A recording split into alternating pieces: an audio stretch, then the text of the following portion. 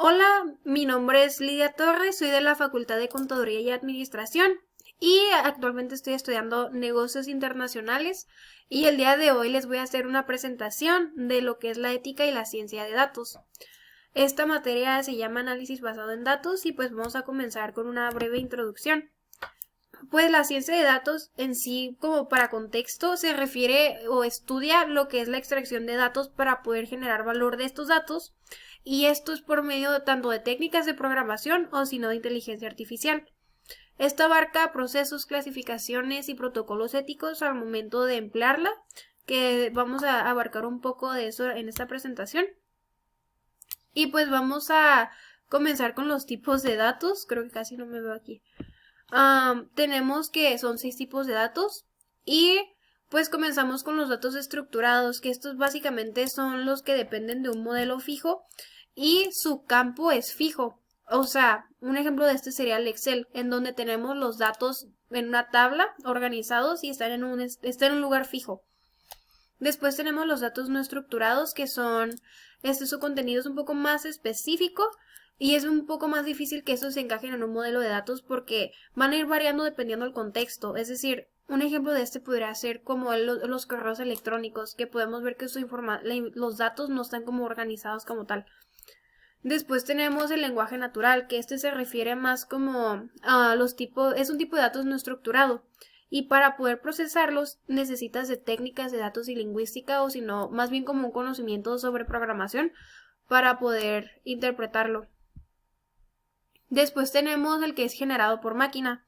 Este pues se crea, pues como su nombre lo dice, un ordenador es el que crea la información sin la necesidad de la intervención humana. Después tenemos el que es basado en gráficos. Este se refiere a que pues te permite calcular métricas específicas, y un claro ejemplo de este son las redes sociales, y lo podemos ver cuando quieres ver como el número de seguidores que tienes o quienes te siguen. Este genera métricas para que tú puedas ver quiénes son los que te siguen. En todas las redes sociales lo podemos ver. Y también tenemos los últimos, que son audio, video e imágenes, que este ya es como se refiere a cómo interpreta, cómo se reconocen estos objetos y los traduces en imágenes, audio y videos. Después, pasando a la etapa de la ciencia de datos, pues son 6 etapas y pues vamos a irlas viendo poco a poco.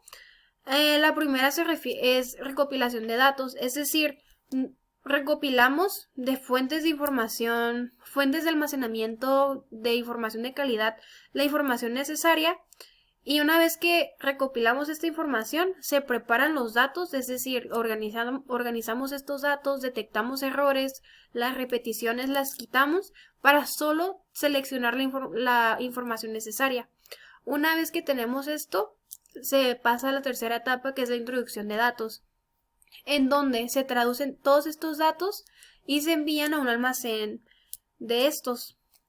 Luego pasamos a la cuarta etapa, que es el procesamiento o la limpieza de los datos, en donde estos datos son optimizados por medio de algoritmos de machine learning para que el ordenador pueda realizar la actividad que se le pida, porque lo que va a hacer es que va a interpretar la información en una manera que pueda decir predicciones y así pueda realizar la actividad que se le solicita.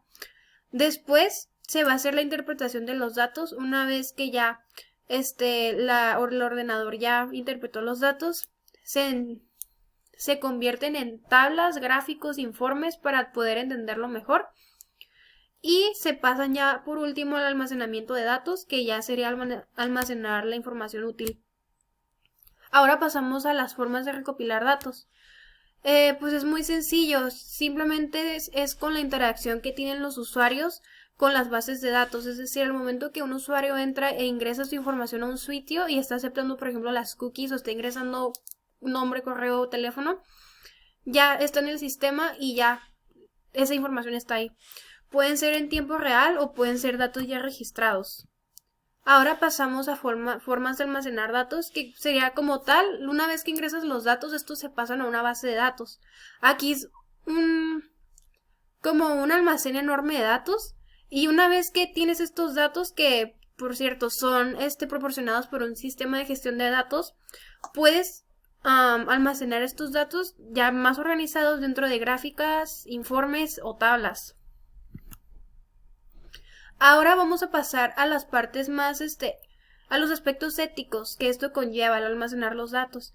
Es muy importante, ¿por qué? Porque así evitamos la manipulación, el fraude, reforzamos la credibilidad con el usuario y pues así. Entonces comencemos con los primeros, que sería establecer límites claros para la obtención de los datos.